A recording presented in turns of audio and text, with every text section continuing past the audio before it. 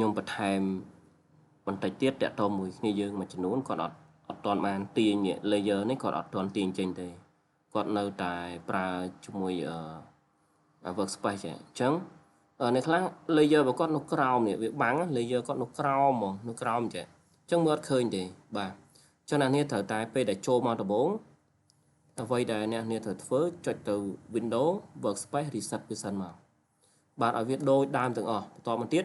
អ្នកនេះត្រូវទាញ tool នេះចេញក្រៅ2សិនឲ្យវាមានចុចចំពណ៌ប្រផេះហ្នឹងមកនេះចុចមកឆ្វេងលើវាចឹងណាបាទបន្តមកទៀតlayer អ្នកនេះត្រូវទាញចេញអញ្ចឹងបាទទាញវាចេញមកក្រៅអញ្ចឹងហើយនេះរុញវាចូលក្នុងអស់អញ្ចឹងអ្នកនេះនឹងឃើញថាអក្សរយើងពេលសរសេរទៅវានៅណាបើថាយើងឈរលើ background ពេលសរសេរអក្សរឈរលើ background មកហើយយើងម៉ៅស្ដាំលើអក្សរ T នេះយកអាលើគេអត់យក3ខាងក្រោមទេយកលើគេ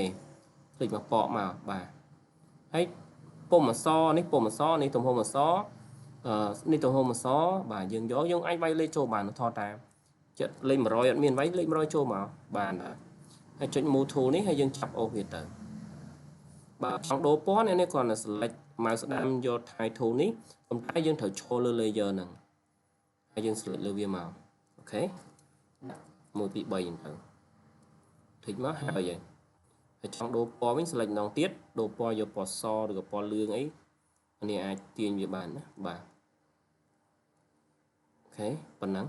បាទ